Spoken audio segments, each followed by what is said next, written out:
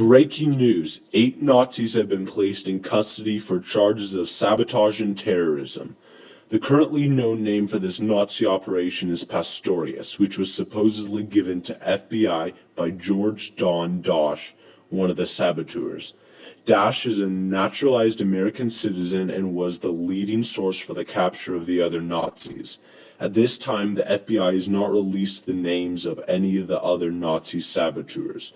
The 8 men were organized into 2 teams of 4 and were operating in separate states. Some sources say that one team was in Florida while the other in New York. However, this has not been verified by the FBI. When interviewing FBI spokesperson Timothy Crowell, he reviewed some specifics. Each team was given over $80,000 in cash intended for committing acts of sabotage on American war production facilities. This was an organized effort to cripple us militarily and to demoralize us. As our listeners may recall, 1 week ago, a New York Coast Guardsman reported being threatened and bribed by a team of men, and when Nazi equipment was found on the beach, a manhunt began. As of this morning, there's evidence that Nazi submarines, U-boats, dropped off these teams.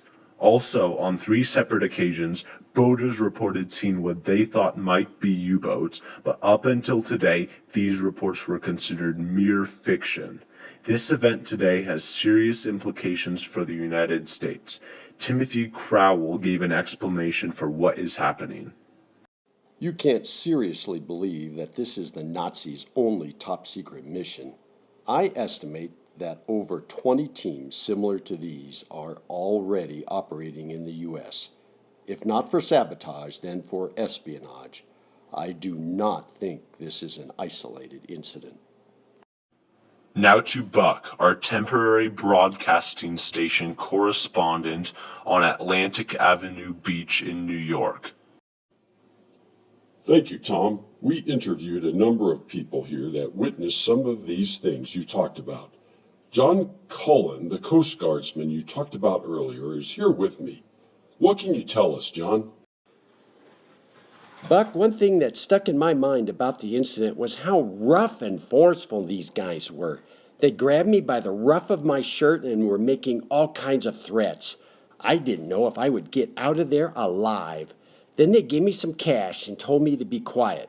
Of course, as soon as I got back to my station, I told the captain what happened, and they sent an armed guard out there to check things out, but by then they were long gone. The next day, we went out and searched the beach, and sure enough, we found Nazi equipment, probably used for communication. So we reported it to the FBI, and here I am now. Well, there you have it, folks. Back to you, Tom. Thank you, Buck, for that on-scene special report. Now, as of right now, it appears no acts of sabotage ended up occurring before capture of the suspects due to John Dosh letting the FBI know what was happening early on. More information on the story later tonight.